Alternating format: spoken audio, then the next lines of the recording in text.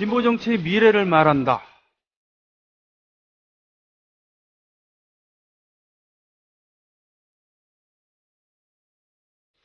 예, 저기 특별기획이라는 얘기를 빼먹었네. 진보 정치 미래를 말한다. 네.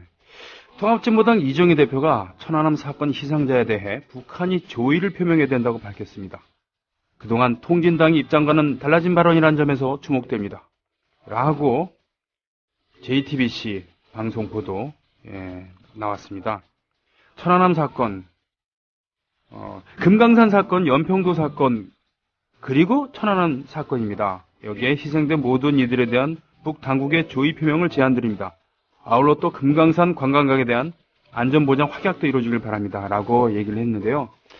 저는 금강산 사건이나 연평도 사건에 대해서 북한의 사과 내지는 해명 필요하다고 생각합니다만 천안함 사건에 대해서는 제 자신을 아직 설득을 하지 못했기 때문에 이게 진짜 북한의 소행이 맞는가 잘 모릅니다. 그런데 통합진보당의 대표가 이 천안함 사건에 대해서도 언급했다는 게 놀랍거든요. 진보정치 미래를 말한다. 오늘 이 얘기부터 시작을 해야 될 것 같습니다.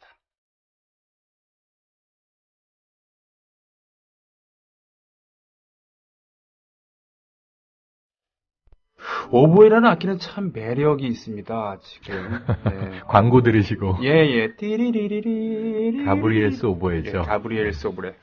이 로랑 조페 감독이었고 그리고 엔뇨 모리콘의 정말 미션. 매력적인 그 이태리 사람들이랑 우리랑은 이 문화적 감수성이 겹치는 게 많죠. 맞아요. 그죠? 예. 맞다. 문화평론가십니다. 그렇죠. 최영일 선생. 네. 이탈리아 좋아해요. 네. 이태리의 70년대 그 음악, 70년대 초에 그 아트락 같은 경우 얼마 후에 이제 뉴트롤스가 내한합니다만 저도 참 좋아합니다. 네. 그 두 번 내한 공연할 때 다 봤어요. 이번에도 봐야 하나 막 이렇게.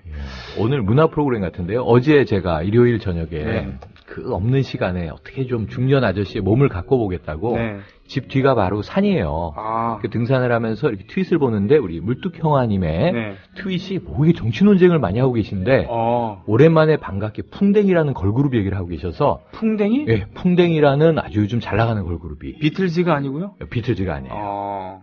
근데 노래가 탕탕탕 시리즈 어제 얘기하고 계셨죠? 저는 그걸 아는 분의 트윗을 통해 소개를 받았는데 깜짝 놀랐어요.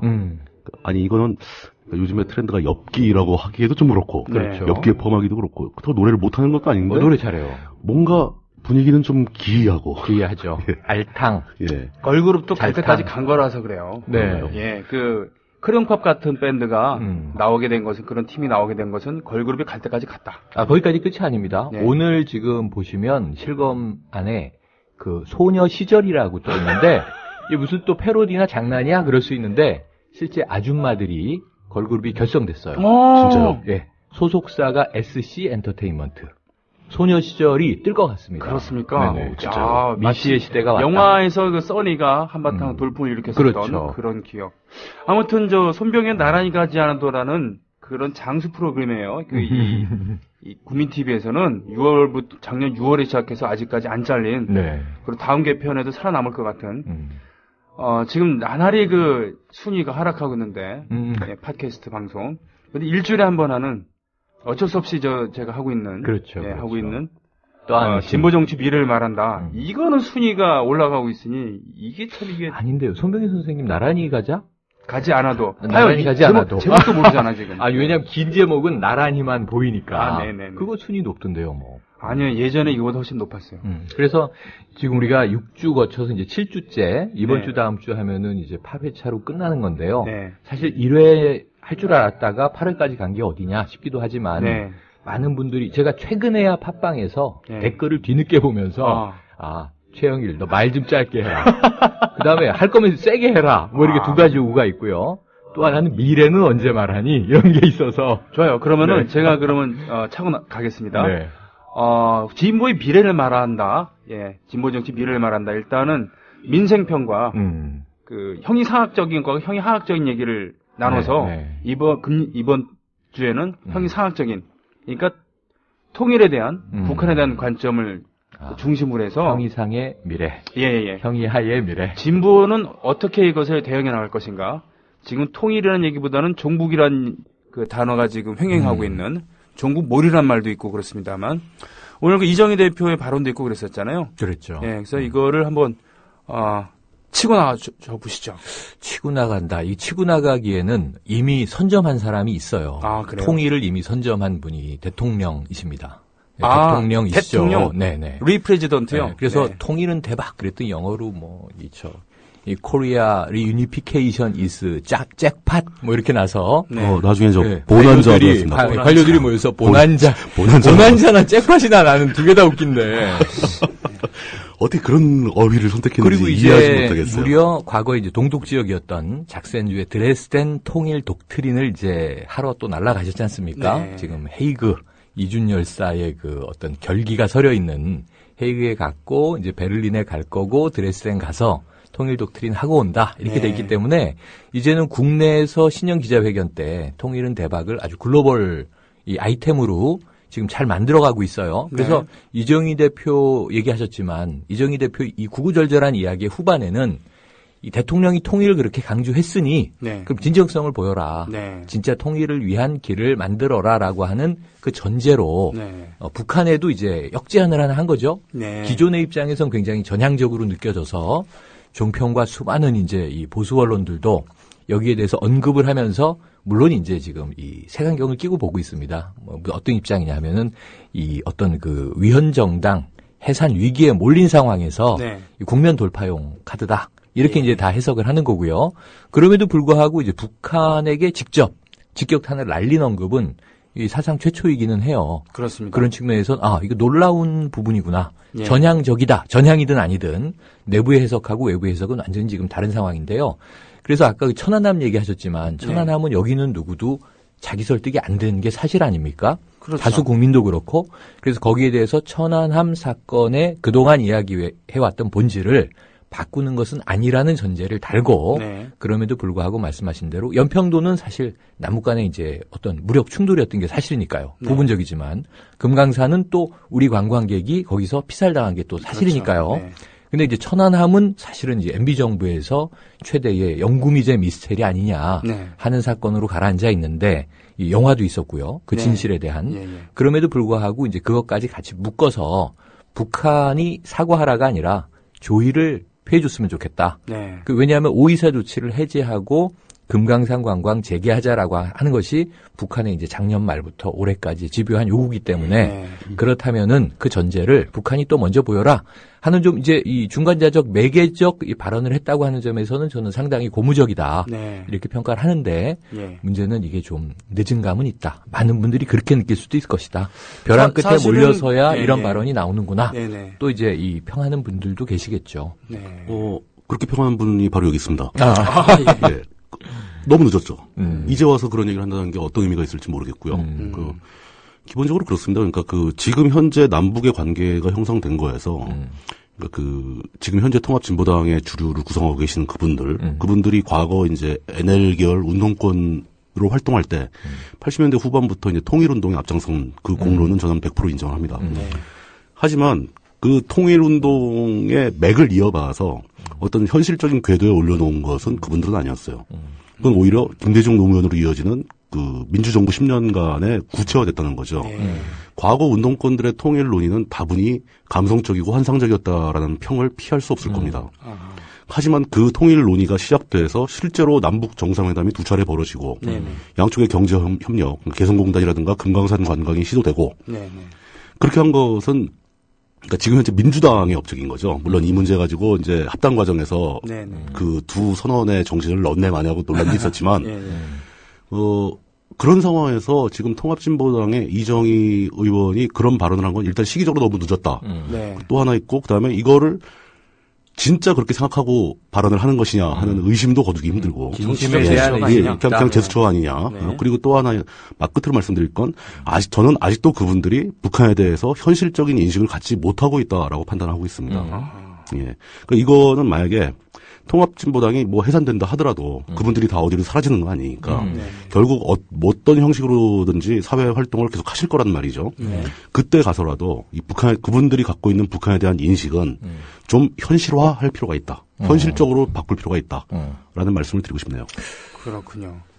그게 그렇게 단적으로 좀 쪼갤 수 있을지는 전 고민은 있어요. 네네. 뭐냐면은 이 지난주 후반에 우리가 대책 없는 소통 얘기를 했는데 그러니까 저 자신조차도 뭐 오늘 이 방송에서 이정희 대표를 뭐 거들어 준다든가 이 통합진보당의 이 지도부를 디펜스 하기에는 제가 그분들은 모르기 때문에 우리 뭐 대중들이야 여론으로 흘러나오는 것들 우리가 가지고 있는 것 또 우리 물뚱님이나 우리 손 선생님처럼 과거 NL의 느낌은 이랬다. NL에 대해서 난 이렇게 파악하고 있다 하는 것들이기 때문에 이 제가 아는 진보 당원인 친구들만 해도 그 안에서 스펙트럼이 또 커요. 그럼요. 그러니까 저는 이제 지난번에 한번 그렇게 진단해드렸지만 북한에 대해서 이 비판적인 이야기를 목소리를 내지 못하는 이유 그것을 제가 이제 파악하는 것은 이 강력한 반미주의다. 그러니까 지금 역사 해석 차원에서는 이 미국이 세계적인 악의 축이라고 보기 때문에 미국을 주적화해버리면 나머지는 사실은 북한마저도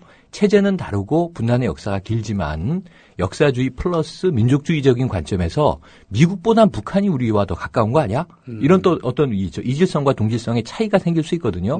그런 측면이 강하다라고 이제 저는 해석을 하는데 그럼에도 불구하고 이제 다양한 이유들이 있겠죠. 그게 예를 들면 뭐 주체 사상의 영향이 얼만큼 지금까지도 영향을 미치는 건지 미친다면 저는 미쳤다고 생각을 합니다. 저는 그렇지 않다라고 보는 이제 관점인데 그럼에도 불구하고 어쨌든 세계 정세에 대한 판단이 또 우리 이제 대중적인 일반의 평균 선과는 다른 관점이 있다. 근데 제가 이 지난주에 우리 홍어 먹었잖아요.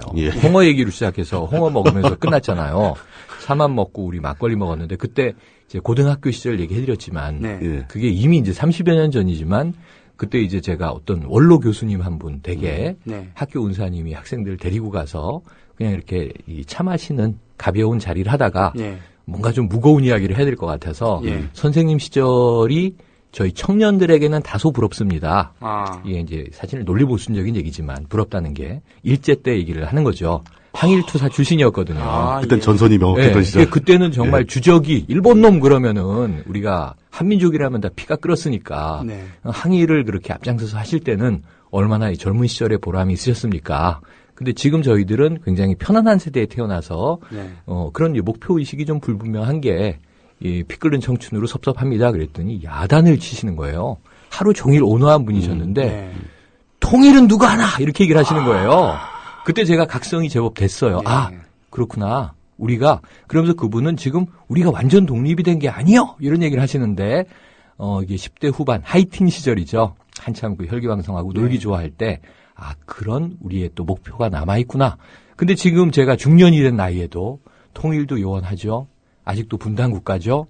뭐 이런 상황에서 지금 이 소위 국민의 대통령은 통일하겠다고 국내, 이리저리 뛰시는데 그 통일의 방향이 맞는 건지 한국 사회에 좀 검증하고자 하는 이게 뭐 꼭 보수 진보의 문제가 아니라 그 아젠다를 검증하기 위한 어떤 토론이나 담론이 있냐 이거죠. 밀고 나가는 쪽은 쭉쭉 밀고 나가는데 나머지는 이게 방관자가 돼 있는 게 아니냐. 그럼 사실은 지금 말씀하신 대로 통일 의제를 진보가 이미 가지고 왔던 이야기라면 NL이냐 PD냐의 어떤 이 계보 논란이 아니라 지금 그러면 21세기 사회에서 우리가 지향해야 되는 통일은 어떤 것이냐. 아까 이 JS 얘기도 잠깐 해주셨잖아요. 사실은 그 통일운동이 진보운동의 반 이상이었던 적도 있었어요. 8, 90년대 거치면서 계속 그래왔죠. 그렇죠. 아직도 기억나는 것은 1988년도. 1960년에 나왔던 구호가 28년 만에 나왔습니다. 그게 가자 북으로 오라 남으로 만나자 판문점에서. 그래서 김중기 당시 서울대 총학생회장 후보였던 이분이 외치기 시작해서 물론 선거에서는 떨어졌습니다만 전대협에서 그걸 받아 안고서 6월 10일 날 바로 그 판문점 가는 길바닥에 통일선봉대들이 길바닥에 누웠었고 그걸 받아 안고서 다시 8.15 때는 전국에서 통일선봉대가 결성이 됐어요. 각 지역 총련별로 각 지구 대여별로 결성됐었고 중앙통일선봉대라는 것도 만들고 그 200명 중에 저도 한 명이었거든요.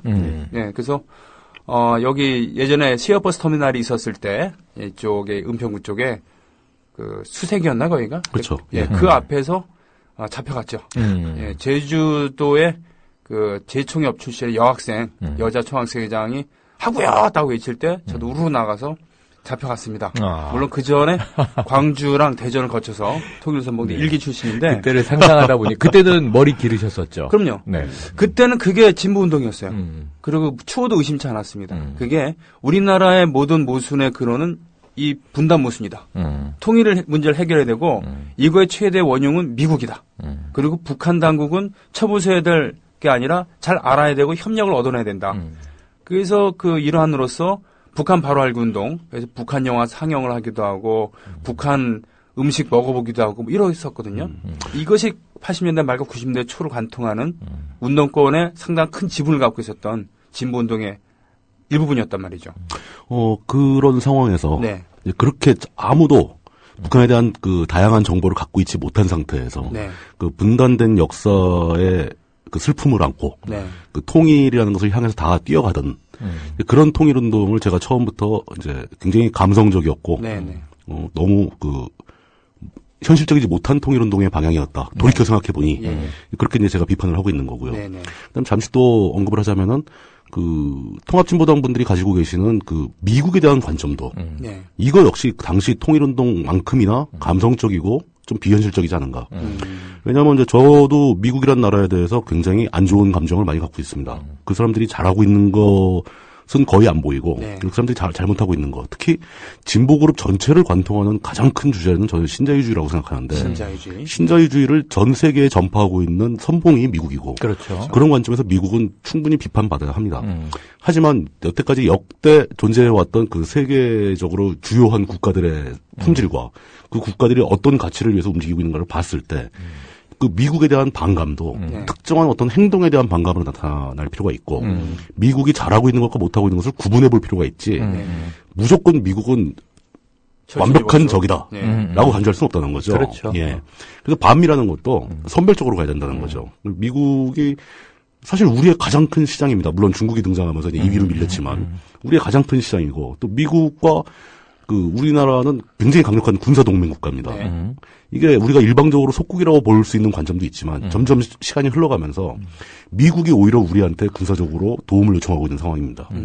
그 뭐 미국이 뭐 전략기동군 체제로 개편하면서 한국군을 어떻게 할 것인가 또 우리가 그 미군이 주도할 수 있는 기지에 대한 사용료를 한국군이 부담해 줄 수 있는가 뭐 이런 요청을 끊임없이 하고 있죠. 네.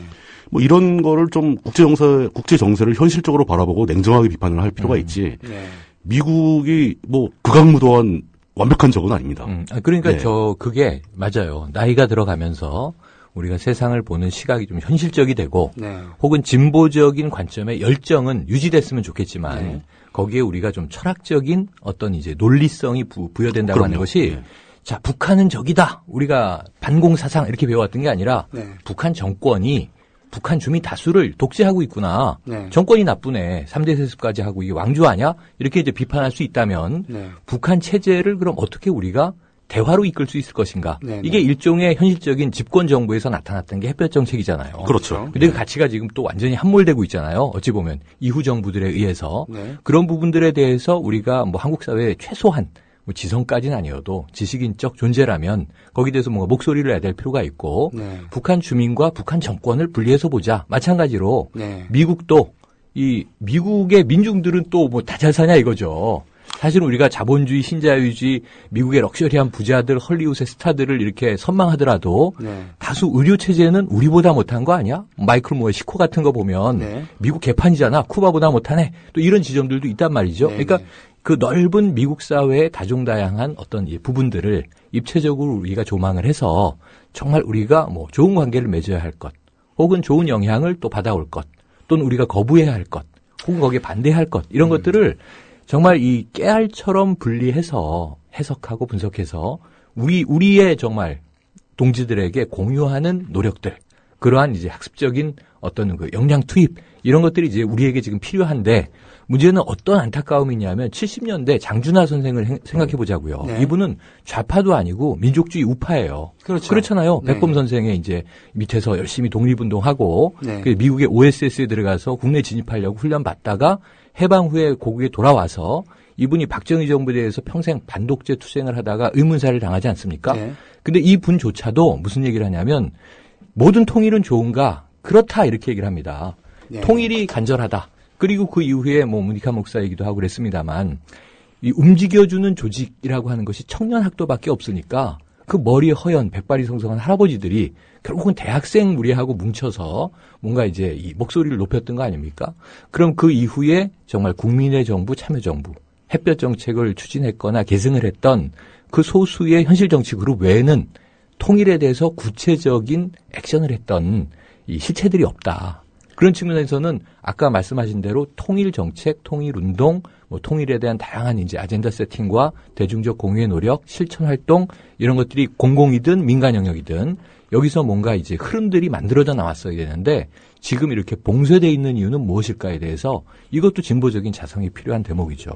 그렇습니다. 거칠게 얘기하자면은 지금 통합진보당 말고는 통일에 대해서 그다지 얘기하지 않는 분위기가 돼버렸고, 하지만 80년대, 90년대 초반에 좀 낭만적이고 모험적인 통일운동이었다고 합니다만, 그래도 그것을 상당 부분 받아안고서 실천했던 것이 그러니까 햇볕 정책이었고, 그때 사실은 그것을 실패한 정책이라고 하는 사람도 있지만 저는 그렇지 않다고 보고요.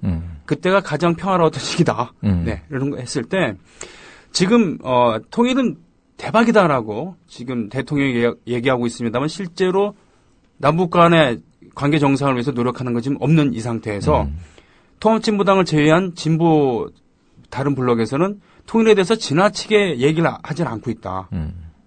라고 하는 거거든요. 지금 통일운동 자체가 진보운동이라고 생각하는 그런 시점은 아닙니다만 그럼에도 불구하고 통일 없는 진보는 기대하기 힘들다. 예? 이런 생각을 하고 있습니다. 그러면 도대체 그럼 진보 블록에서는 통일에 대해서 통일 문제에 대해서 북한 당국과의 관계에 대해서 어떤 구체적인 노력을 해야 하는가라고 저는 두 분한테 질문하고 싶은 거죠. 본격적으로 앞으로 우리가 나아가야 할 통일운동의 방향, 또는 이제 남북 문제를 진보는 어떻게 바라보는가, 뭐 이런 얘기로 이제 접어드는 것 같은데요. 예. 저는 이 모든 그 통일운동이나 남북 관계를 논의할 때 우리가 통일보다 앞서서 먼저 제시해야 할 선결 과제가 있다는 거라고 생각합니다. 그 통일보다 더 중요한 그것은 바로 평화입니다. 평화. 평화. 예. 평화가 깨진다면, 또 평화와 통일이 상충된다면 그때 우리는 통일을 포기해야 할 수도 있을 겁니다. 평화를 지키기 위해서. 저는 이 평화가 가장 우선이다라는 결론을 놓고 여기에 위배되는 잘못된 통일 운동은 배제하고 싶은 거죠.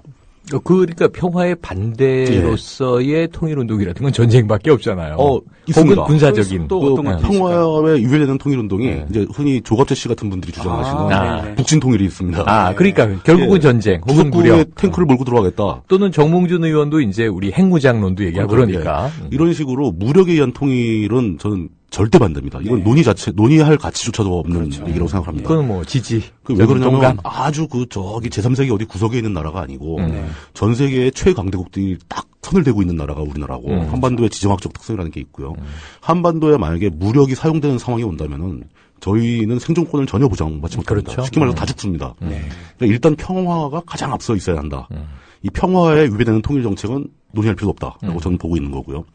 평화에 의존하면서 통일을 생각해야 된다면은 문제는 우리나라의 위치 때문에 이 국제 정세를 생각하지 않을 수가 없다는 거죠. 그래서 남북 문제 생각할 때 항상 그 김대중 정부에서 얘기했던 햇볕 정책보다 더 중요하고 더 앞에 나오는 게 북핵 문제입니다. 북핵 문제죠. 예. 네, 그 육자회담이라는 틀 속에서 진행되고 있는 그 북핵 문제가 사실 우리가 생각하는 통일보다 더 상위에 있는 게 가슴은 아프지만 어쩔 수 없는 현실이라는 거죠.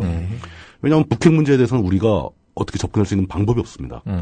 북한이 어떤 이유에서든지 간에 자기는 이제 생존권 보장 차원에서 핵을 개발하고 있다고 계속 얘기를 하고 있지만 육자회담에서 이제 핵 개발을 포기하는 조건으로 경제 지원도 협의를까지 갔다가 그랬었죠. 그 협상은 또 깨지죠. 그렇죠. 이것도 뭐 의견이 분분합니다. 그러니까 미국이 먼저 약속한 중유를 안 줘서 깨졌다는 얘기도 있고 사실은 북한이 그 핵 개발 시설을 숨겼다. 숨겼던 게 발각이 되면서 깨진 것이다. 이런 얘기도 있고 어찌됐든 간에 육자회담은 실패로 돌아갔고 북한은 지금 거의 사실상 핵무기를 보유한 나라가 돼버렸다는 거죠. 그렇죠. 이 문제는 그냥 존재하고 있는 현실입니다. 어쩔 수 없이 존재합니다.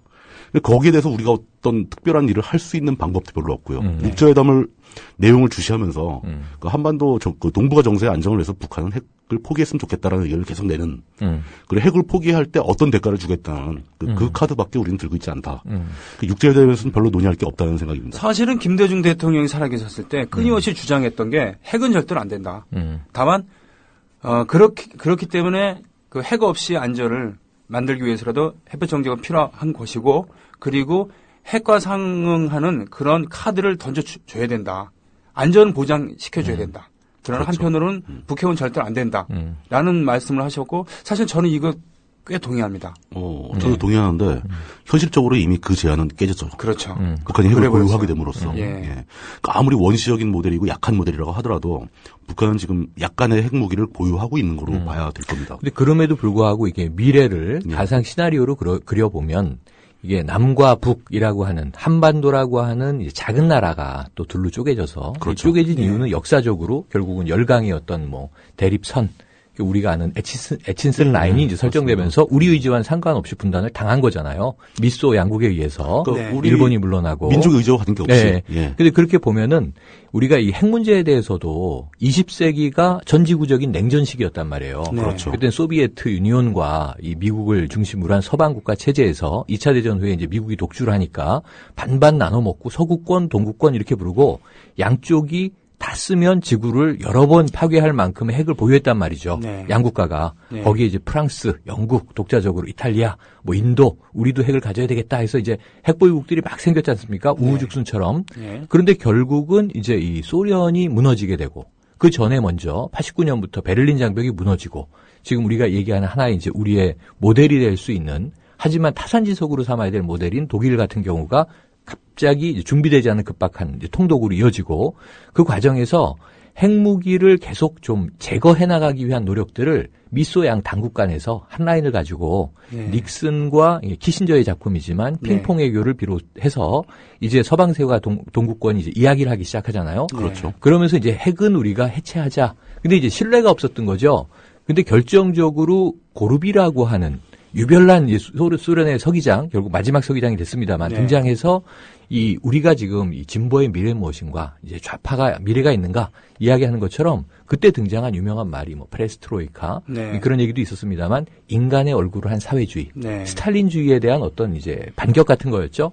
그랬다가 이제 이 체제는 허물어지고 지금은 핵 자체가 의미 없는 지구 형태로 이제는 뭐 냉전 체제는 벗어났으니까 그렇죠. 사라져가던 과정에서 그 다음에 지금 이제 우크라이나와 이제 러시아의 그 크림반도 논쟁 같은 걸 보면 알듯이 다시 또 신냉정들이 부분 드러나요. 레전열로. 예. 근데 우리도 그 중에 하나인데 가장 집요하게 마지막 남아있는 이 신냉전도 아니고 우리는 지속적인 냉전 국가. 그럼 이 상황에서 한쪽이 핵을 가졌다? 그럼 우리는 핵을 안 가졌다. 그럼 남한이 불리한 건데 문제는 우리는 핵 우산이 있어. 이렇게 얘기하는 거잖아요. 그렇죠. 미군과 강력한 동맹이기 때문에. 그렇다면은 결국은 핵 대 핵이에요. 그럼 이것을 해제하는 방법조차도 20세기 후반에 1990년대 이루어졌던 그 이전에 또 노력했던 뭐 전에 케네디 정부라든가 혹은 후르시초프 같은 경우가 좀 소프트 파워로 이제 서로 양쪽 간의 소통을 이루기 위한 노력을 했던 것처럼 우리도 가야 되는데 여기 문제가 있습니다. 문제는 이 김대중 대통령이 햇볕 정책을 밀어도요. 이 항상 우리 외교 부분에서 내치와 외교가 합이 맞지 않으면 미국이 강경파가 이 권력을 쥐고 있을 때 우리나라가 온건파가 쥐고 있으면 우리나라의 온건파 정부는 힘을 잘 못 쓴단 말이에요. 그렇죠. 예를 들면 부시가 밀어붙이는데 노무현도 결국은 아프가니스탄에 군대 보내줘야 되는 거고. 그럴 수밖에 없었죠. 뭐 우리가 지난번에 처음 시작할 때 진보 정부는 아니었다. 개인이 진보적 민주주의자였을지는 모르지만 정부 자체는 결국은 신자유주의 기조로 갔다. 어쩔 수 없다. 다만 대북 관계라든가 대일 관계만 약간의 주체성을 보였던 거죠. 혹은 미국과의 관계 같은 부분에서 이런 것들을 뭉뚱그려 보면 지금 우리가 그렇게 유리한 조건에 와 있지 않다. 근데 또 방법은 없는 것도 아니다. 그렇다면 우리 그냥 국민, 일개 시민들이 쓸 수 있는 방법은 정부 자체가 이러한 드라이브를 지속적으로 걸 수 있는 체제 안정성이 있어야 그러니까 북한은 신뢰하지 않을 거 아니에요. 우리가 북한이라고 생각을 해보자고요. 이명박이랑 얘기할 때랑 박근혜랑 얘기할 때랑 노무현이랑 얘기할 때랑 김대중이랑 얘기할 때랑 이게 5년 주기로 다 얘기가 달라지니까 그럼 우리도 북한을 못 믿지만 저도 강력하게 못 믿는데 북한은 그럼 우리를 믿겠냐 이거죠. 그럼 이 상황에서 무슨 핵에 대한 논의를 신뢰성 있게 할 수가 있겠어요. 육자회담은 남들이 참여하는 거니까 차치하고라도 뭐 우리끼리라도 그래서 이런 문제에 대한 어떤 체제적인 신뢰 안정성이 구축되지 않는 한은 참으로 요원하지 않냐. 사실 그런 그 상호 간의 신뢰를 쌓기 위해서라도 그 지금 현재 단계의 신뢰 수준 가지고는 그 핵 감축 협상은 애초에 불가능할 겁니다. 서로 그만큼 신뢰가 쌓이지는 않았어요. 그런 관점에서도 저는 오히려 그 육자회담이나 NPT 체제에서 핵 문제를 논의하는 거는 그대로 진행을 해두고 현실은 현실대로 인정하고 우리가 할 수 있는 최대한의 도움을 주고 실제로 우리가 집중해야 될 것은 그 햇볕 정책을 지속해야 된다고 저는 생각합니다. 햇볕 정책이 실패했다라고 생각하시는 분들은 그 제 판단을 좀 다시 한번 여쭤보고 싶은데 햇볕 정책이 사실상 이명박 정권으로 정권 교체가 되면서 중단됐고 그렇죠. 중단된 이후에 문제가 생겼기 때문에 햇볕 정책의 효과가 없었던 게 아니라 그 기존에 계획된 약속을 우리 정부가 지키지 않음으로써 신뢰가 감소했다. 그러니까 햇볕 정책의 실패가 아니라 햇볕 정책을 중단시킨 이명박 정권의 책임이다. 라고 보고 있는데요. 이게 중요한 거로 연결이 됩니다. 지금 이제 우리는 진보적 관점에서의 통일 문제, 남북 문제를 얘기하고 있지만 이 사회의 주류들은 그러니까 상당히 많은 분들이 북한 체제의 내부로부터의 붕괴를 기대하는 경우가 있습니다. 뭐 예측하거나 기대하거나. 예, 흡수 통일 이론이죠. 그러니까 이 추세로 나가면 북한 정권이 얼마 못 버티고 붕괴할 것이며 북한 정권이 붕괴하게 되면 결국 남한과 미국의 영향력 안으로 한반도 북부가 다 돌아오지 않겠는가. 20년 전 얘기인데. 예. 그죠? 사실 실제로 이명박 정권은 이 상황을 현실로 기대했습니다. 그러니까 뭐 저기 평화통일자문위원회 같은 쪽으로 자료도 많이 나왔고 청와대 스태프들의 통일관이 그러니까 그리고 또 국정원 측에서도 조만간 북한 정권이 붕괴한다는 데이터를 청와대에 제공을 했다는 얘기까지 나왔습니다. 그걸 믿었고요. 이번 정부 들어와서 그 기류는 약화되지 않고 더 강화되고 있는 거 아닌가요? 그러니까 지금 그게 아직 확실하게 구분이 안 됐지만, 그러니까 그 아까 이정희 의원도 그 얘기를 얼핏 한 걸로 제가 봤습니다. 그렇다면 이명박 정권의 흡수 통일로는 정권이 마무리될 때까지 북한이 붕괴 안 함으로써 명확하게 실패한 거죠. 잘못됐던 거죠. 오히려 북한 정권이 붕괴하길 기다리면서 기존에 쌓아왔던 신뢰가 다 날아갔다는 거죠.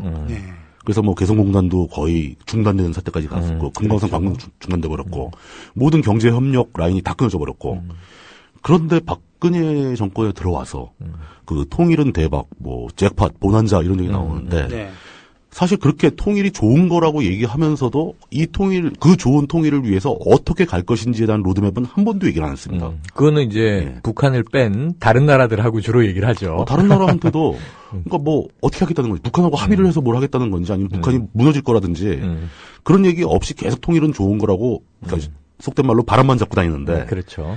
저는 박근혜 정권이 갖고 있는 통일론이 또 하나의 그 흡수통일론의 변종일 것이라고 추정을 합니다. 변종이거나 연장선에 있다고 봅니다. 근데 이 흡수통일론은 근본적으로 저는 제가 처음에 말씀드린 평화라는 전제 조건을 해치는 조건입니다. 아하. 어느 날 지금 우리가 의도하거나 준비하지 않은 또는 뭐 미국이나 다른 그 국제적 정세가 미처 기대하기 전에 북한 정권이 내부로부터 붕괴했다고 했을 때 저는 제일 가능성 높은 것은 북한 내부의 군벌의 준동으로 북한 전역이 내전 상태에 돌입할 거라고 보고 있죠. 그럼 북한 지역 내가 내전 상태로 돌입했을 때 과연 우리는 평화로울 것인가? 이건 뭐 말하기 힘든 내용이죠. 그렇죠. 그러니까 이 흡수통일론 자체는 한반도 평화에 대한 굉장히 지대한 위험을 가진 통일론입니다. 더군다나 말이죠. 더군다나 항상 보면은 이제 한반도에는 한반도 양측과 그리고 미국밖에 없는 것처럼 사고하는 분들이 계시단 말이에요. 아니죠. 중국이 있지 않습니까? 그렇죠. 중국이 있습니다. 그러니까 북한이 만약에 내전 상태 돌입한다 그러면 중국이 개입 안 한다는 보장 없다고 저는 생각합니다. 그렇죠. 예. 중국과 북한은 우리가 평소에 알고 있었던 것보다 훨씬 긴밀한 관계고 그야말로 혈맹이기 때문에 예. 거기다가 또 하나 있습니다. 왜냐하면 북한의 정권이 붕괴했을 때 한반도의 평화가 깨질 것이라고 예측하는 이유는 사실 그 가장 명시적으로 그 위협 요소가 되는 것은 미국입니다. 미국은 이제 그 한미연합사에서 만드는 작게 5027에서 그렇죠. 작게 5029로 업그레이드를 하면서 이미 북한 정권의 붕괴 상황을 가정한 매뉴얼이 포함되어 있습니다. 그렇죠. 그때 미국의 명분은 그거죠. 북한에 그 대량 살상 무기가 있다. WMD가 있다. 그렇기 때문에 북한 정권이 위기에 빠졌을 때 뭐 구테타 세력이 됐든 뭐 군벌이 됐든 누군가 불안정한 세력이 정권을 잡아서 WMD를 사용하게 될 가능성을 막기 위해서라도 미군이 북한 영토 내에 진주해서 WMD를 장악하겠다. 라는 계획을 공식적으로 한미연합사 작전계획에 포함시킨 상태입니다. 그리고 우리가 그거를 또 이제 생생하게 봤던 것이 이라크전을 봤잖아요. 이라크전 북한은 미국은 들어간다는 거죠. 그렇죠. 바그다드까지 다 명분만 있으면 들어간다는 거죠. 그렇죠. 거기 미군만 들어가게 하겠습니까? 심지어 WMD는 이라크에 없었죠. 그렇죠. 근데 북한은 진짜 있지 않습니까? 그럼 100% 들어갈 명분이 되는 거죠. 그럼 이 상황이 그 한반도의 평화를 유지할 수 있는 상황인가? 저는 흡수통일론과 그와 유사한 것들을 주장하시는 분들한테 진짜 물어보고 싶습니다. 그 상황에서 남한에 살고 있는 우리들의 생명은 안전하겠는가?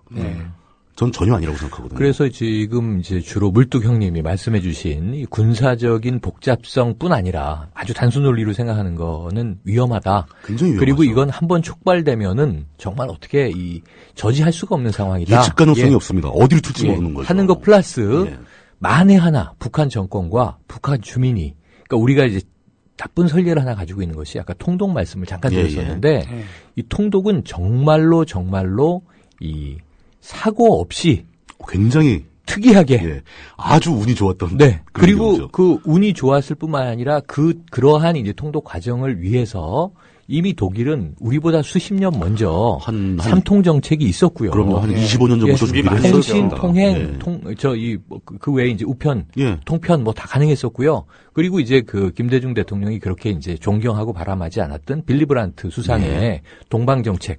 그나마 그거는 빌리 브란트 수상 집권 시절도 아니고 이후 정권이 한참 지나서 헬무트 콜, 이 보수당 수상이 잡고 있을 때 이루어졌던 일이에요. 그렇죠. 그럼에도 불구하고 그러한 인도적 노력들이 최소한 이제 분단 직후부터 시작이 돼서 그 콜 수상도 앞선 정책을 무력화시키지 않았죠. 그렇죠. 오히려 확대했죠. 그렇죠. 그래서 어찌 보면 차우세스쿠 정권이라고 하는 당시의 동독 정부는 이 서독이 손댈 필요도 없이 동독 내에서 무력화되고. 차우세스쿠는 루마니아 아니에요? 아 그렇구나. 호네커 그 동독은 호네커였죠. 그래서 이제 굉장히 이제 이 수습이 쉽게 되면서 그 다음에 남았던 문제가 뭐냐면 이 비용의 문제였단 말이에요. 경제적 비용. 그럼에도 불구하고 서독은 당시에 굉장히 압도적인 경제 성장과 부를 보유하고 있는 상황에서도 이 동독 지역을 어떻게 할 것인가 부분에 대해서 10년 이상 경제적인 고민을 해가면서 풀린 결과 이제서야 뭐 우리 이제 박근혜 대통령 만나는 그 이제 그 앙겔라 여사가 미레켈 여사가 이 동독 출신인 거잖아요. 그렇죠. 최초의 동독 출신 여자 총리가 이제 등장을 한 거잖아요. 지금 시대에 와서. 이게 90년 통독인데. 그럼에도 불구하고 아직도 그 통일 독일은 동독 지역의 문제를 아직 다 해결했다고 볼 수 없습니다. 동독 지역 주민들의 대다수 중에 다시 공산화로 돌아가자라고 하는 이야기가 나올 정도로 왜냐하면 자본주의 적응이 안 되니까 무조건 더 잘 살게 될 줄 알았는데 상대적 박탈감과 또 더불어서 절대 빈곤도 존재하기 때문에 해보니까 안 좋더라 이거죠. 그렇죠. 다시 분리하자 이런 의견도 분명히 존재하고 있습니다. 그렇습니다. 이제 그런 것까지도 감안을 하게 된다면 우리의 경우에는 이 경제적인 측면에서도 이게 통일 비용 자체는 준비가 안 돼 있고 시스템도 준비가 안 돼 있고 아까 말씀하신 군사적 위험이 가장 직접적으로 이제 위협 사항이 되는 거지만 더해서 이게 어떤 정부도 어떤 정권도 준비를 안 해왔다가 흡수가 되면 뭐가 소화가 돼야 흡수를 하지. 먹었는데 소화가 안 되면 이건 더 난리가 나는 거란 말이죠. 토할 뿐만 아니라 그나마 이 남한 체제만 대한민국이라고 이 한 60년 이 굳혀져 온 체제도 오히려 가치 붕괴할 가능성이 높아져요. 토한 다음에 몸져 누워서 어떻게 될지 모르는 상황이 되는 그러니까 거죠. 이게 마치 놀부의 심보처럼 그냥 이게 남의 거 굴러 들어오면 먹어주지 뭐 이 동독 붕괴되고 서독에 다 그냥 알아서 이 백기투항한 거 아니야? 이런 생각은 정말 착오해요. 그렇죠. 독일의 통일 과정은 우리한테 굉장히 많은 걸 얘기해주고 있는데 그 독일 통일 과정과 비교해서도 지금 우리나라에 있는 흡수통일론과 그와 유사한 것들을 주장하시는 분들의 논리는 허점이 너무 많습니다. 우리 경제, 우리 사회 체제로서는 지금 현재 당장 흡수통일이 시작된다면은 공멸의 가능성도 있어요. 감당할 수 없다. 감당하기 힘들다. 그렇게 되는 거고 그렇기 때문에 통일론에는 이 모든 사실을 다 인정한 상태에서 그렇다면 한반도 평화를 어떻게 더 확고하게 안전을 보장받을 수 있는가? 이 논의에서 출발해서 평화가 정착된 다음에 그 다음에 단계적으로 그 아주 원대한 아주 길고 먼 통일까지의 과정을 어떻게 합해서 할 수 있는가?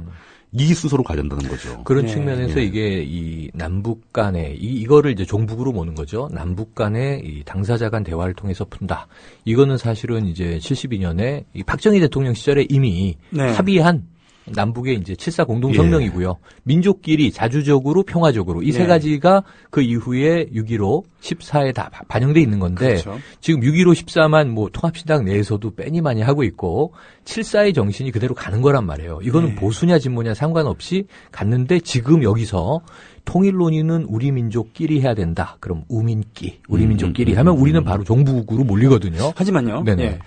사실은 김대중 대통령 시절에 그 햇볕 정책, 뭐 그것이 실패했다, 뭐 제2연평해전 있지 않았냐. 문제는 그것이 벌어진 다음에 수습해가는 과정이 얼만큼 짧았습니까? 그리고 그렇죠. 비용도 안 들었고요. 뭐 그런 건데 그래서 전반적으로 평화였다고 얘기하는 거지 그런 에피소드들 아니 그런 사건에 대해서 부정하자는 건 아니에요. 하지만 당시 물론 클린턴 정권이긴 했습니다만 그때 중요했던 것은 남한 정부가 모처럼 통일 논의를 이끌었었고 실질적인 그 설득을 미국에 해냈던 거 아닙니까? 그래서 그것을 주도적으로 끌고 왔었다는 얘기예요. 그래서 실제로 효과도 얻었고 그런 정신이 좀 필요한 거 아닌가 지금. 거기서 막혀 있는 게 아까 이제 우리 민족끼리 해결될 문제가 아니라 결국은 다자 협상이라고 보는 것이 뭐냐 하면 네. 이 핵의 타겟이 남한이냐 이거예요. 네. 핵의 타겟이 지금 ICBM을 포함해서 이 미국이 가장 두려워하는 게 본토를 공격하는 거 아니냐. 그렇죠. 네. 뭐 이제 미사일 방어 체제 구축돼 있다고 큰 소리를 치면서도 또 불안해한단 말이에요. 네. 그럼 이걸 보면은 이제 북한의 주적이 미국이라고 전제한다면 여기서 북한이 요구하는 햇볕 정책에서 우리가 매개하거나 주도할 수 있는 것 중에 하나가 이 핵 불용 문제, 핵을 조치하기 위한 중장기적인 신뢰관계 문제도 있지만 네. 또 하나는 이 그 시점에 햇볕 정책이 완성짓지 못한 고리 하나가 평화협정이라는 거예요. 네. 그렇죠. 그러니까 우리가 종전이 아니고 지금 휴전 상태다. 그렇죠. 전쟁 중이다. 오히려 보수들이 이런 이야기를 하는데 그렇다면 가장 깔끔한 종전을 선언하는 것은 이 북한이 사실은 주적, 전쟁 당사자라고 주장하는 미국과 네. 미국을 주력으로 한 연합군, 우리도 거기 포함되어 있는 거죠. 그렇죠. 평화협정을 체결하는 순간 어쨌든 종전 상태에 접어들게 되는데 네. 문제는 이제 우리 정부의 주장은 자, 핵을 포기하지 않으면 평화협정 없다. 이렇게 얘기하고 네. 전쟁 상황을 유지하겠다라는 다른 이야기입니다. 이게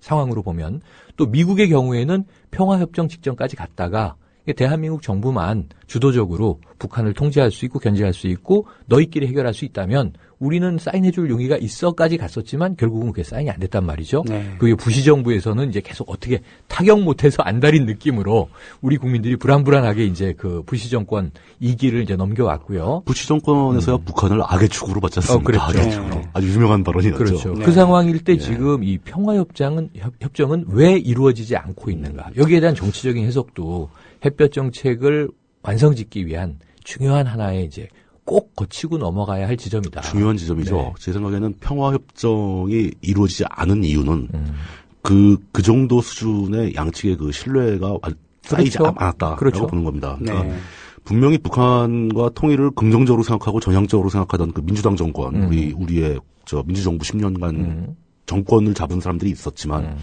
그 사람들조차도 우리 사회의 주류는 아니었다는 거죠. 그렇죠. 물론 마찬가지입니다. 우리 사회도 햇볕 정책을 전향적으로 적용을 하면서 북한과 근접하기 위해서 노력했던 정권 잡은 사람들이 있었고 그 외에 사회적 주류가 강경하게 이걸 반대했던 기류는 분명히 존재합니다. 그렇죠. 북한도 마찬가지죠. 남측과 접촉을 해서 경제 협력을 하고 막 이런 걸 추진하자는 세력이 있고 또 강경한 군부의 그 강경파들이 또 존재합니다. 네. 그런 협상 자체를 싫어하는 사람들 있는 거죠.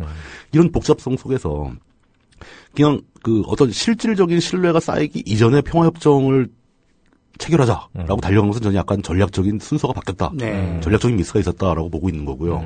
오히려 개성공단에 이은 또 한 두세 개 정도 공단을 더 만들고 네네. 개성공단도 끊임없이 확대를 하고 네.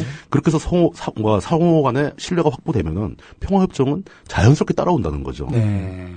그때 가면 종전협정 자체가 유명무실해질 거고 휴전협정 네. 자체가 이 경제가 얽혀 있고 그다음에 사람들이 왔다 갔다 하고 사실 그런 협정들은 상징적인 거지. 지금 자본주의 체제가 아닌 북한 사회조차도 사실 가장 강력하게 사회를 움직이는 동력은 돈에 있습니다. 네. 시장이라고 하죠. 시장에 있습니다. 시장이 예. 존재한다고 하죠. 만약에 개성공단이 우리가 2007년도에 약속한 대로 그 원래 2004년도에 처음 계획하고 2007년도에 완성된 대로 계속 확장이 됐다면은 지금쯤 개성공단에서 일하는 그 북한 근로자가 4, 5만 명 수준이 아니라 40만 명, 50만 명이 됐어야 됩니다. 네.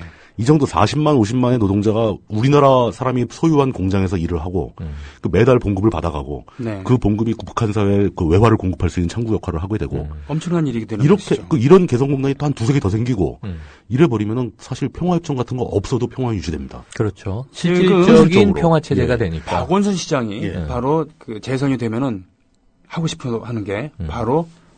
그 남포 정도 되나요? 거기에 그렇죠. 공단을 조성하자. 근데 그 지금 사실상 우리보다는 뭐 낮은 선봉 지역 같은 경우는 중국이 먼저 선점을 하고 있고. 그렇죠. 예. 네. 북한은 그게 필요하다는 거죠, 지금. 근데 러시아를 매개로 해서 이번 정부 들어와서도 공약 이전에 오래된 수건 공약 사업이기도 했지만 유라시아 익스프레스라고 해서 네네.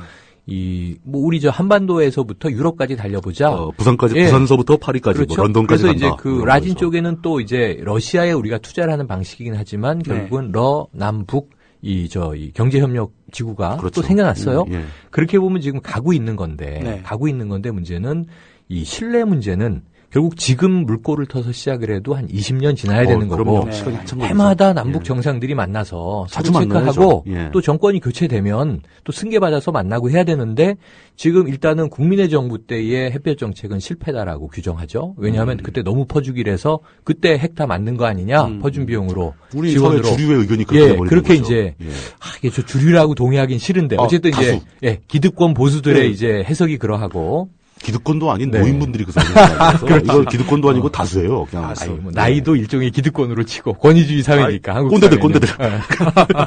꼰대들. 두 번째로 보면 이게 참여정부 시절에는 이 NLL 녹취록을 까가지고 뭐 나라를 갖다 바치려고 했다는 해석을 지금 하고 있는 거 아니에요? 그래서 제가 진짜 좀 많이 화가 나는 내용 중에 하나인데 NLL 문제는 사실 핵심은 뭐 서해 평화 수역 만들고 거기도 별로 많지 않습니다.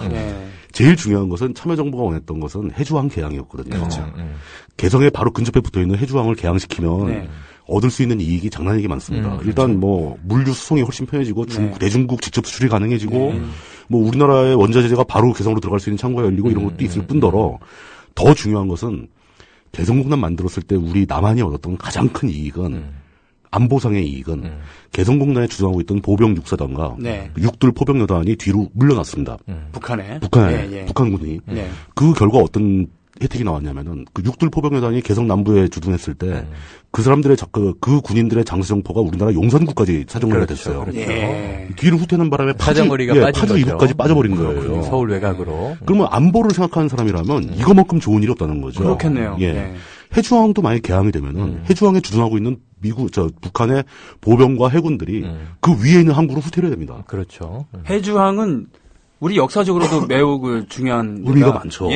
그 장산곶 그쪽이잖아요. 장산곶 바로 앞이고. 그렇죠. 그 장산곶 내가 왜 유명하냐면은 중국이랑 가까워서. 그럼요. 그 날 좋은 날이면 중국 해안이 보이는 곳이거든요. 그런 얘기거든요.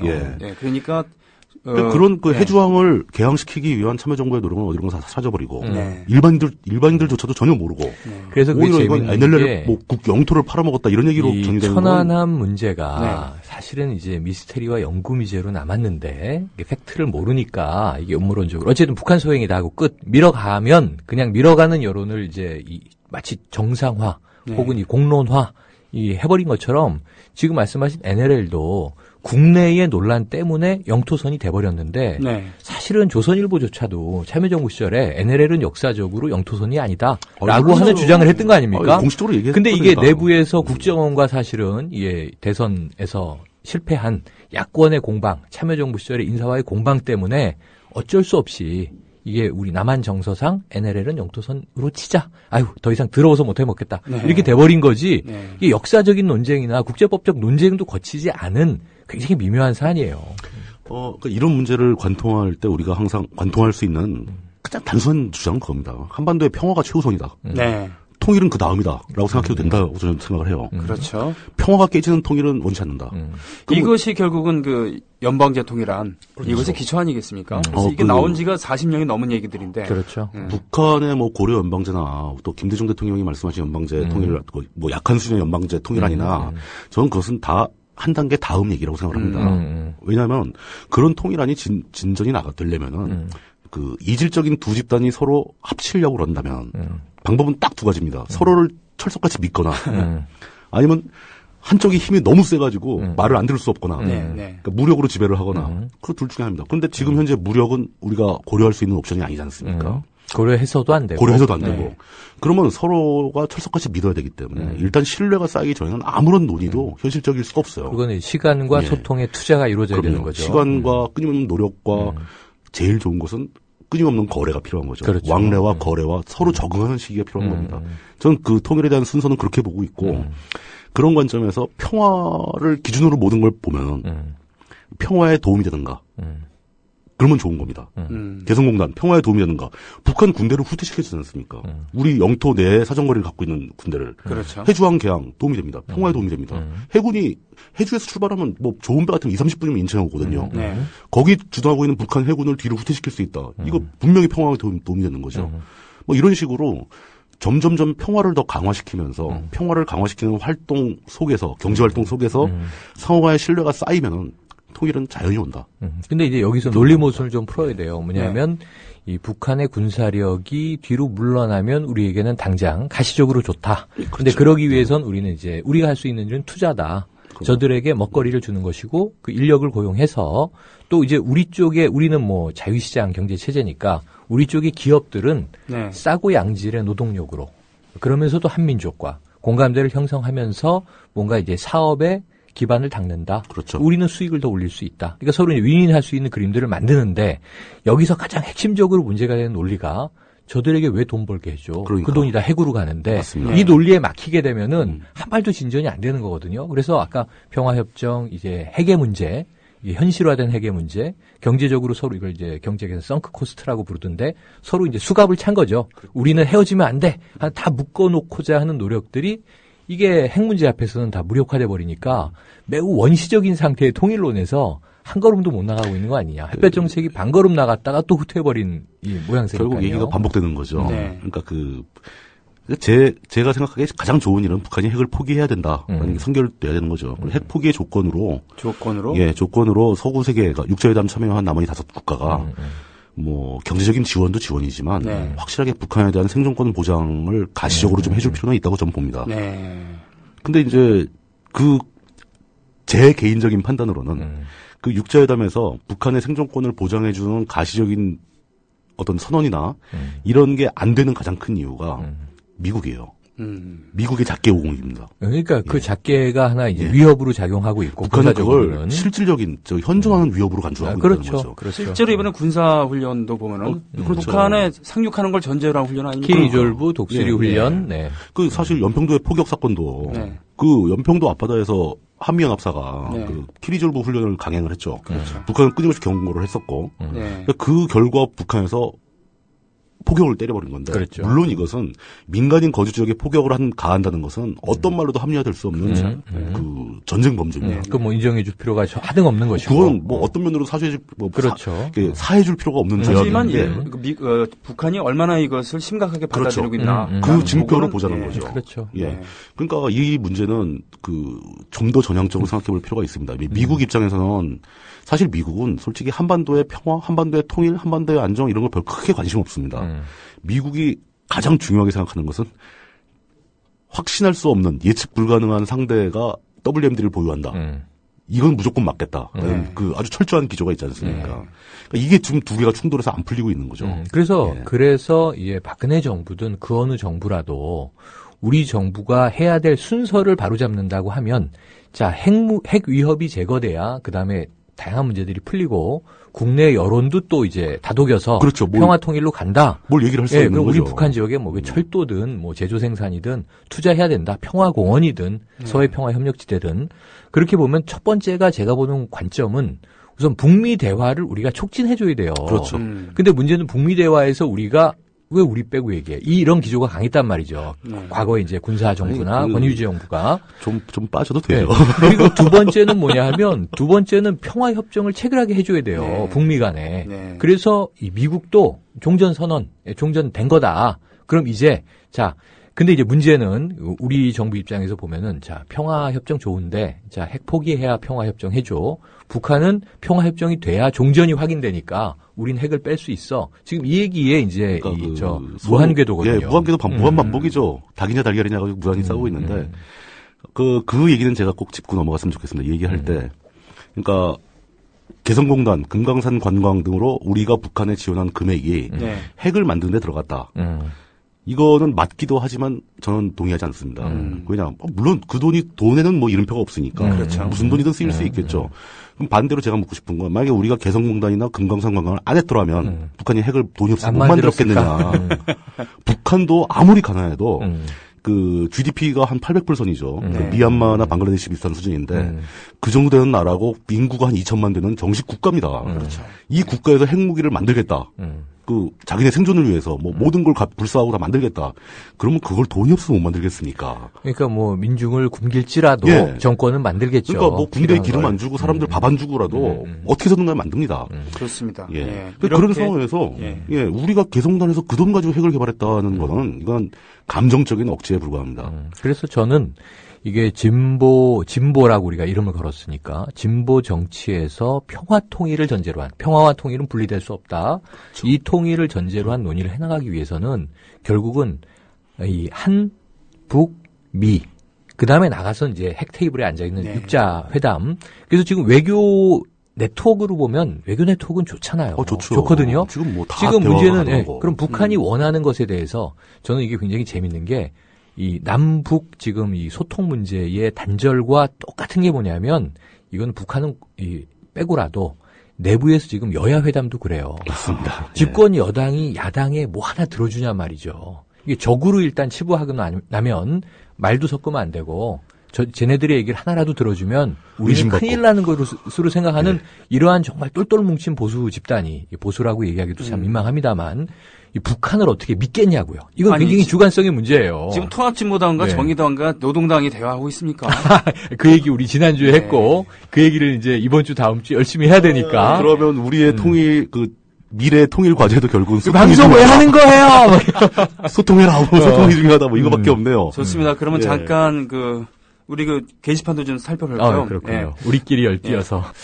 그러고 보면은 사실 장성택의 그런 급격한 몰락, 그 배후에는 돈이 있었다라고 하는 그런 얘기가 있잖아요. 그게 상당히 좀 가장 유력한 설득력 있는 해석이죠. 그렇죠. 군부의 밥줄을 끊어놨는 데다가 생각 많고 외화벌이를 잘 못하니까. 그리고 유용 혐의도 있었고. 그렇죠. 돈을 빼돌렸다는 혐의도 받고 있었고. 자신은 호의호식했으나 그러니까 벌어오지 북한은 못했다. 그야말로 사회주의국가가 아니라는 반증 아닙니까? 이제 거의 반 이상 자본주의국가가 됐죠.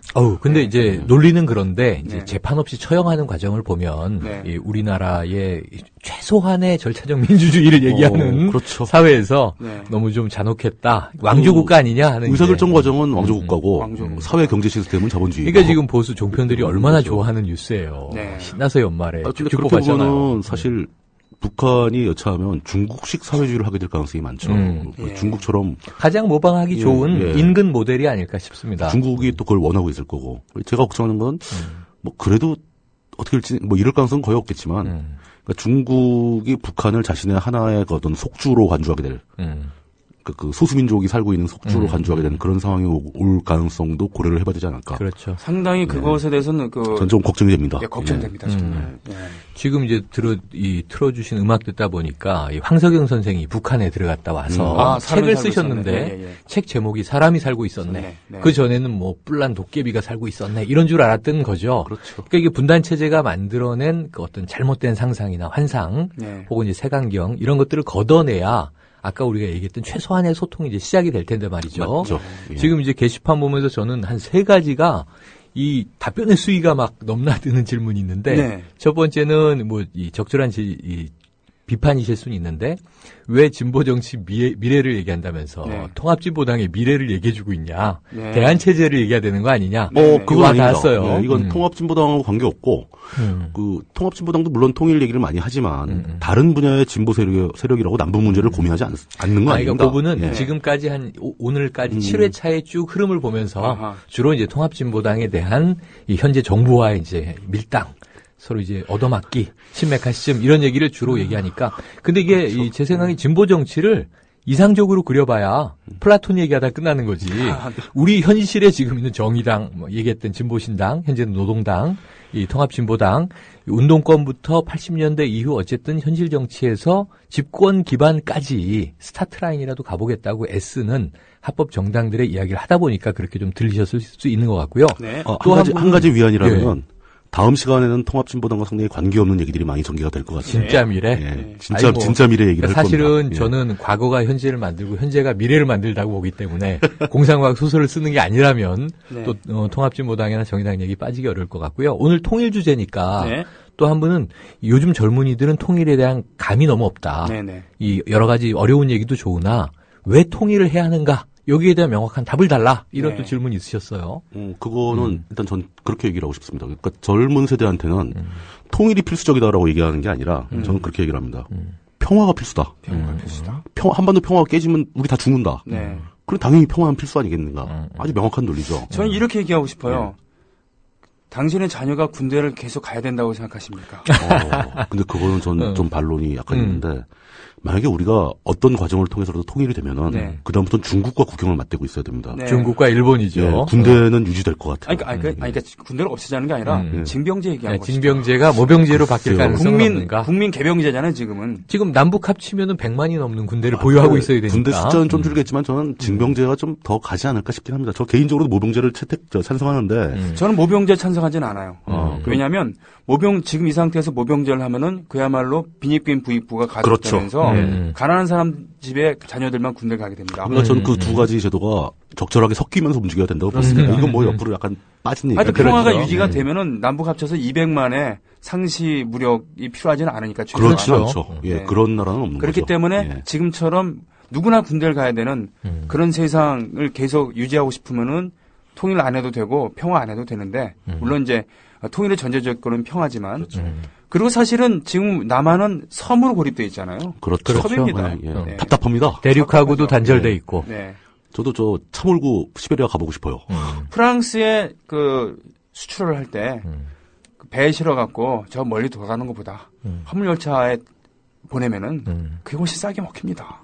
네. 그러니까 지금 말씀하신 대로 이게 평화가 유지되기 위해서는 그러니까 네. 장기적이고 항구적인 평화가 유지되기 위해서는 통일이 돼야 되는데 네. 통일하기까지도 어렵고 복잡한 게 사실이고 또 통일이 되더라도 반세기 이상 다른 체제로 살아온 체제가 뭐 그게 낮은 단계 연방제든 그렇죠. 또 다른 이제 뭐 한 나라 두 체제 방식이든 간에 이 굉장히 오랜 불편을 감수해야 될 거예요. 하지만 그건 우리의 지금 이 선대가 전쟁까지 겪으면서 뭐 일제강점기를 벗어나서 지금 이 분단을 60년 이상 유지해 왔기 때문에 앞으로 50년 이상 불편해도 할 수 없다. 할 수 없습니다. 그러니까 뭐 우리와 우리 후대가 그건 또 감수하고 통일 체제를 만들어야 되는 거고요. 두 번째로는 저는 경제적인 효과를 생각해 보자고요. 네. 지금 국방비에 투입되고 있는 예산을 복지로 돌려보세요.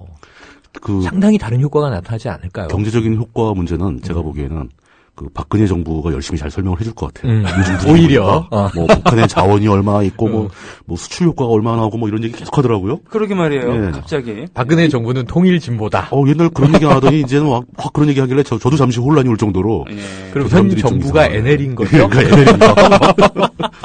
막 종편에 할아버지도 앉아 나와서 그런 얘기 막 하고 있으니까 되게 신기하더라고요. 그렇죠. 그러게 말입니다. 그 예전에 저희가 학교 다닐 때 그런 얘기하면 바로 네, 잡혀가는. 바로 빨갱이였는데 자기들이 그 얘기를 하고 있으니까. 한편으로는 지금 그 북한의 핵을 포기하지 않으니까 우리가 핵을 가져야 되는 거 아니냐라고 말씀하시는 분도 계시는데. 이 핵에는 핵이다. 눈에는 눈, 이에는 이 논리. 그 정몽준 씨가 하는 얘기죠. 정몽준 의원이. 아니 정몽준 의원도 그 하는 얘기 100%가 모두 그 쓸데없다고 얘기할 수는 없잖아요. 그래도 대부분 쓸데없어요. 네. 축구에 관해서만은 좀 가끔 쓸만한 얘기도 하는 것 같은데. 축구도 쓸데없어요. 맨날 김은국이나 넣으라고 여기서 그러니까. 살짝 자기 고백을 하자면 제가 모 종편에 나갔을 때 네. 그 상대편에 이제 배병휴 대표라고 네. 연세가 꽤 있으신 경제신문 이제 주간 출신의 이분이 지금 경제풍월 대표인가 그래요.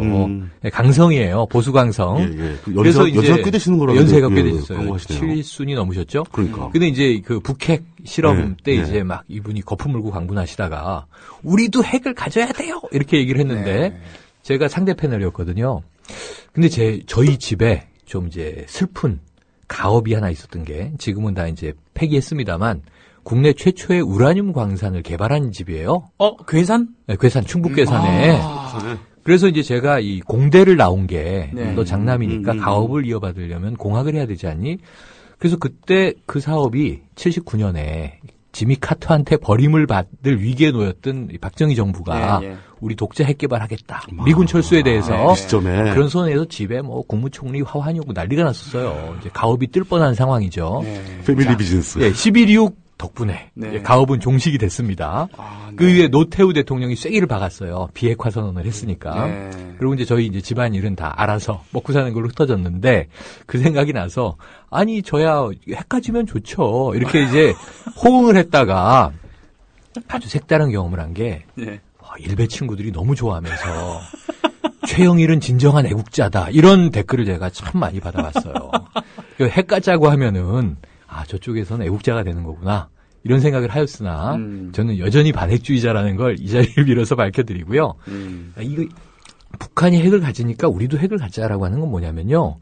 같이 이 한 번 죽을 거를 한 10번 죽자라고 하는 거와 마찬가지다. 그러니까 사실은 북한이 터뜨려도 남북이 죽는 거고요. 네. 남한이 터뜨려도 남북이 죽는 거거든요. 그렇죠. 근데 그걸 전 여기서 더 가질 필요가 없다. 네. 그리고 우리가 안 터뜨려도 북이 터뜨리면 미국이 또 터뜨린다. 네. 연쇄 반응이죠. 그렇죠. 핵 자체가 연쇄 반응이기 때문에 네. 그걸 우리가 굳이 가져야 힘의 논리가 이루어진다라고 하는 것은 우리가 뭐 이 세계에 전 세계에 우리 두 나라만 이제 대립하고 있고 네. 힘의 균형이 허물어졌을 때 얘기인데요. 네. 지금은 이 북핵을 보유하고 있는 것에 대한 힘의 균형은 북을 이제 이 증오하거나 혹은 싫어하거나 네. 대립하거나 하는 수많은 국가들이 뭉쳐서 네.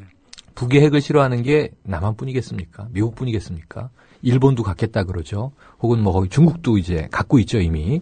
그런 상황에서는 이게 대한민국까지 핵을 보유해야 될 굳이 어떤 과학적인 정황적인 필요는 없는 거 아니냐? 저는 이렇게 봅니다. 지금 시간이 제가 최대한 짧게 그 핵무기를 북이 보유했을 때 우리도 핵무기를 보유하는 게 왜 평화에 도움이 안 되는가? 이거는 그 전술적 개념을 좀 이해를 해주시면은 오늘 군사 전문가 같으세요. 이거를 행정관 출신이에요. 이걸 제가 예전에 딴지일보 디펜스 기사에서 21에서 나오신 거 아닌가요? 분석을 한번 해서 기사를 쓴 적이 있어서 기억이 좀 살짝 납니다. 그러니까 냉전 시대 때 미국과 소련 유니언이 양쪽에 핵무기를 그렇게 많이 가졌음에도 불구하고 단 한 번도 핵전쟁이 벌어지지 않고 그렇죠. 물론 핵전쟁에 이제 미국이 일본을 상대로 한 번 썼었죠. 그런 거 없이 미소 간에는 안전하게 지냈습니다. 그렇죠. 그러니까 좀 이해가 안 가는 상황이기도 하고 그렇게 핵무기가 많은데 어떻게 한 발도 안 썼을까? 영화에 보면 실수로 날아가고 핵전쟁 나는 영화가 많았어요 당시에. 유명한 수학자이자 컴퓨터학자인 그 존 폰 노이만이 만든 용어가 사람이죠. 상호 확증 파괴라는 게 있습니다. 게임 이론 중에서. 그러니까 이게 그 뮤추얼 어슈어드 디스트럭션인데 약자로 매드예요, 매드. MAD. 미쳤다. 미친 상태. 그러니까 너무 핵무기가 많다 보니까 어느 한쪽이 상대편을 초토화시킬 수가 없는 거예요. 왜냐, 내가 일정 부분 공격을 하면은 저쪽에 살아남은 2차 공격이 벌어지면서 그렇죠. 나도 죽는다. 누르는 순간 날아온다. 이렇게 봐야죠. 그러니까 핵 선제 공격을 함으로써 우리가 압도적으로 승리할 수 있는 상황이 아니고 누구든 먼저 공격을 하게 되면 둘 다 죽는다. 이 상황이 상호 확증 파괴 상태라는 거죠. 이 상태에 가면은 안전해집니다. 근데 남과 북은 그 상태에 갈래야 갈 수가 없죠.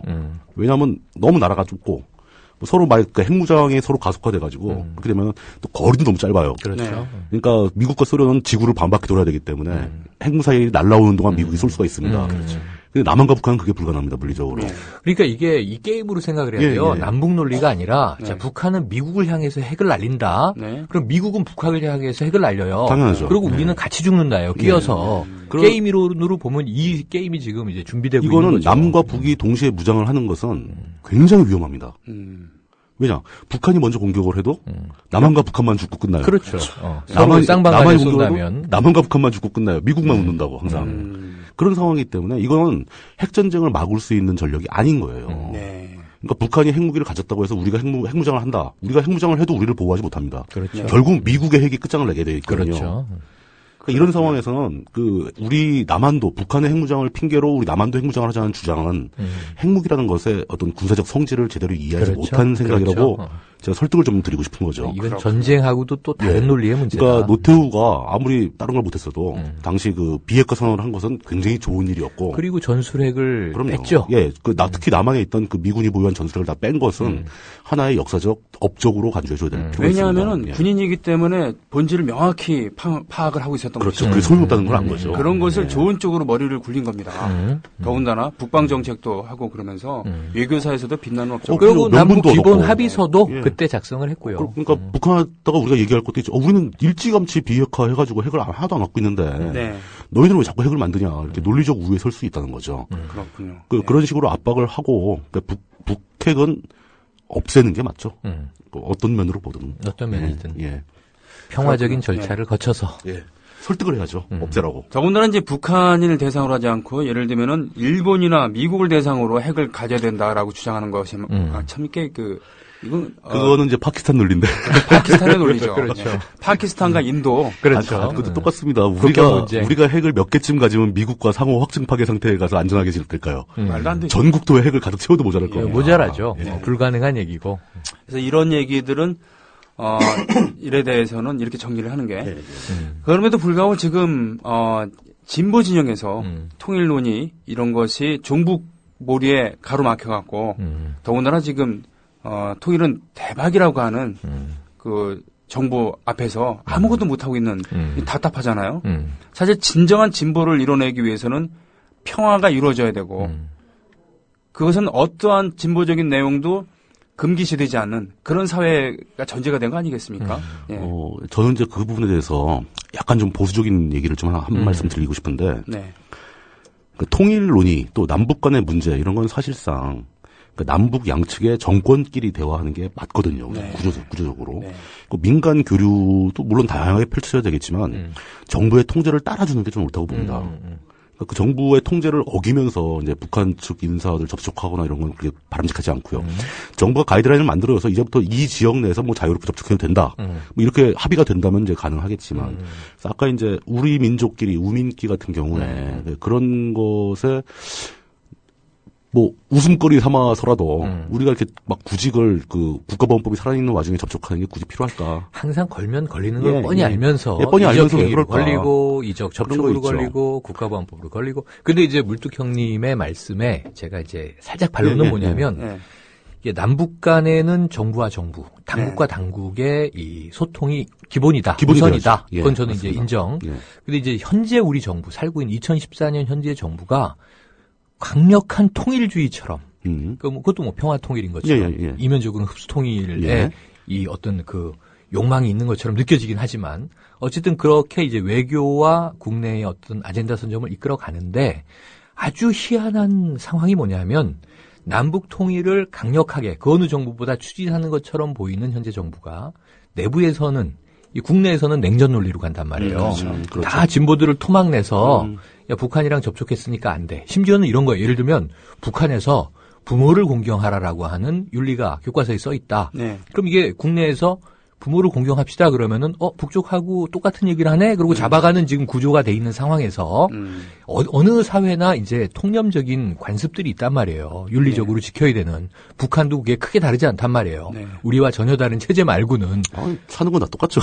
그러니까 북한이 예를 뭐가 들면 다르다? 이런 말도 위험하지. 진보적 민주주의라는 말이 이 프로그레시브 데모크라시 아닙니까? 네. 이걸 저는 굉장히 서구적인 용어로 이해하고 있는데 네. 북한이 진보적 민주주의를 썼으니까 아주 통합진보당이 오래전부터 썼죠. 정강정책에 이 표현을 넣고 있으므로 종북이다. 네. 그래서 위헌정당 해산해야 된다라는 논리가 나오는 걸 보면 네. 터무니가 없는 상황인데 그런 것까지도 우리가 입조심하고 몸조심을 하면서 살아야 되는 상황에서 정말 그러면 이제 접촉 자체는 위험이 있으니까 우리가 좀 자제하거나 주의하자라고 하더라도 사실은 북한을 이해하기 위해서 학술적인 교류가 있잖아요. 그렇죠. 또는 고대사 연구 같이 해보자. 그건 충분히 필요한 일이고. 중국의 동북공정에 대해서 우리가 공동대응을 해야 되고. 공동대응하자. 또는 뭐 이야기한 대로 어떤 한반도의 과학 문제에 대해서 생물학자들이 DMZ 내에 어떤 뭐 천연자원 보호를 위해서 모이자. 희귀 동식물을 연구한다거나. 혹은 뭐 일본 방사능에 대해서 남북이 공동 대응할 방안은 없을까? 이런 모든 이 다양한 접촉들에 대해서 정치적인 접촉이 아니라 하더라도 민간 접촉의 가능성들이 있었으면 좋겠는 영역이 많거든요. 근데 여기서 이제 문제가 터지면은 정부는 그걸 다 일원화해야 된다, 창구를. 네. 그리고 결국은 그 채널이라고 하는 게 국정원이면 네. 지금 우리 국민들이 이 대공 업무를 하고 방첩 업무를 한다는 국정원을 네. 정말 이게 애국심으로 또는 윤리성을 가지고 합법적으로 운영을 하는 기관이라고 믿어줄 수가 없는 상황에서 그렇죠. 어떻게 또 국민들에 대한 정부의 신뢰를 요구하겠느냐는 걱정이 있는 거죠. 원칙적으로는 그 대북 창구가 국정이 되면 안 되는 거죠. 그럼요. 통일부가 되어야 되는 거죠. 그렇죠. 통일부가 되어야 되는 거고. 근데 지금 이 정부는 있는 통일부를 왕따를 시키고 통일위원회를 따로 만들더라고요. 그렇죠. 분명히 뭔가 있어요. 그죠? 뭘 하는지 모르겠어요, 거기서. 뭔가 네. 있으니까 지금 저걸 만들고는 짱에 취임도 하고 그러는 건데 실제로 북한과 지금 그 의미 있는 접촉을 한다는 증거도 없는데 자 지금 시간이 거의 다 됐으니까요. 이 방송은 항상 시간이 부족하죠. 그러긴 하네요. 네. 시간이 넉넉한 방송인데. 그러면 통일에 대처하는 또 평화의 시대를 앞당기려고 하는 그런 진보주의자들의 자세는 어떻게 되는가에 대해서 오늘 그 이러저런 얘기를 했습니다만 각각 한 번씩만 한 1, 2분씩만 그 정리를 해 주시죠. 뭐 정리할 거는 앞서 얘기한 주제가 맞습니다. 그러니까 얘기했던 것을 정리하자는 얘기죠. 가장 기본적으로 제일 중요한 목표는 한반도의 평화입니다. 네. 한반도의 평화가 깨지는 걸 조건으로 뭘 하겠다는 건 무조건 반대입니다. 한반도 평화가 확실하게 지켜질 수 있다면 통일이고 뭐고 다 자연스럽게 될 거라고 저는 보고 있습니다. 네. 그거의 시작은 네. 처음 오늘 뭐 시작의 뉴스가 네. 오늘의 이제 핵심 뉴스가 그 이정희 대표의 전향적 발언이었잖아요. 네네. 저는 그 내용 전문을 우리가 발췌해서 보수 쪽에서도 이제 의심의 눈초리를 던지고 또 진보 쪽에서도 이제 의심의 눈초리를 던지고 아까 너무 늦었다 이런 얘기도 네. 했지만 자, 그거와 상관없이 전문을 한번 읽어보면서 우리나라의 진보들이 정부에 대해서 대통령에 대해서 할 말, 네. 통일을 정말 그렇게 강조하고 중요하게 생각한다면 진정성을 보여주시라. 네. 이런 또 정중한 이제 권고와 함께 그리고 북한도 이게 남한과의 소통을 정말 원한다면 조금 전향적인 입장 개방을 해라와 함께 네.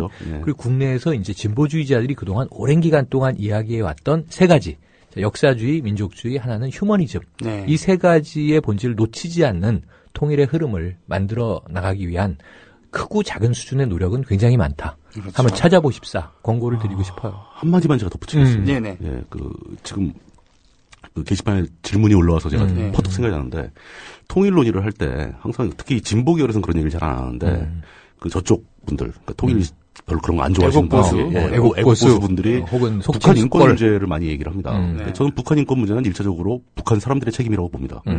자기들이 알아서 해야죠. 우리가 알아서 우리 인권을 챙기고 있는 정권과 주민. 예.